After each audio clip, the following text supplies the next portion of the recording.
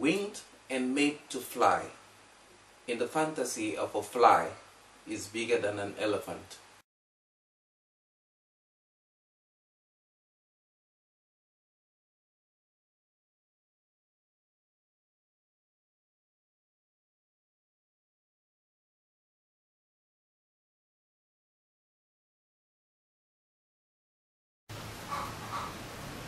Actually, these paintings are a trilogy, and this one is called The Sleep of the Fawn. Fawns are royalty in the northwest of Cameroon, and they migrated from Tikari, the majority of them, and from where you now have Mbam, Mayo, and so on, to where you have now the northwest, the grass fields. And this painting is showing the death of a fawn, which is traditionally referred to as a sleep. And you have palm wine that is usually used to do these ceremonies that is symbolized by a jar within the painting. And the sleep of the fawn usually comes with a lot of things in a color, traditional dances and so on, and it also comes with sorrow. You know, in Africa, when a big person dies, it's like a baobab. It goes with a lot of he goes with a lot of memories. And like a baobab, the birds that build nests on it, they have to look for another tree to hang on to it, or to hang on to life. And so this painting is just a depiction of the power and the majesty and the movement of the fawn from the realms of how we understand life and his power to where his ancestors have kept for him. So it is a sleep because he still is going to be called upon to intercede on other issues about the village through ancestral rites and other things. So it is a sleep, and his death is a passing, and it is almost Christian in that it justifies life after death.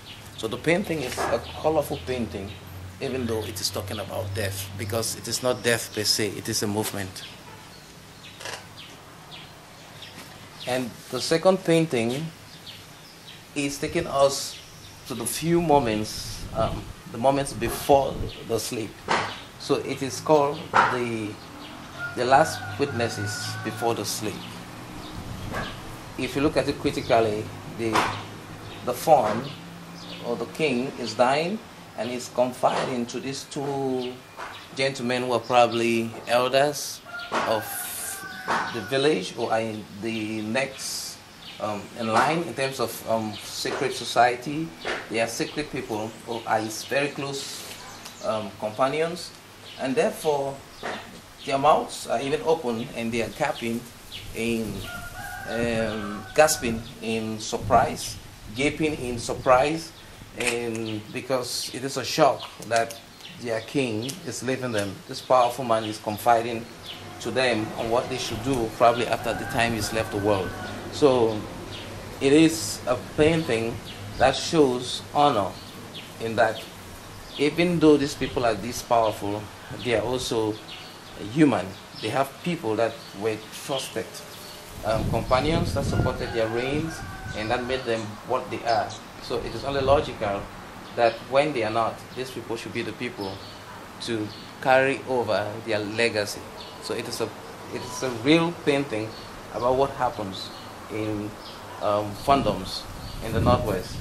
And when generally, you know, when the fawn dies, not everybody is going to be able to see him. So those who will be able to see him in such a situation are really special by tradition or otherwise. And here we have what they call the feast meal after the sleep. When the fawn goes, it is not necessarily all sorrow, as it is depicted in areas that don't really understand the cosmic logic of these areas. A lot of dancing, a lot of feasting, a lot of food is carried out to make sure that the man goes away with the pomp that he deserves. Despite the issues that have been heightened in other places about the punishment that goes to wives and so on, in the passing or the sleep of funds, there's usually all the activities that are very important and that can be remembered, that are joyous. And that's what I was trying to depict in this Colorex depiction of what happens after the fun sleeps.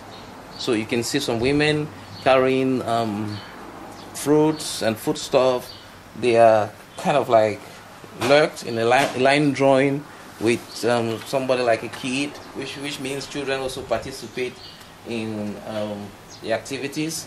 And therefore the trilogy is just a depiction of the small moments before and after the passing of a great man like a fawn. Winged and made to fly, in the fantasy of a fly is bigger than an elephant.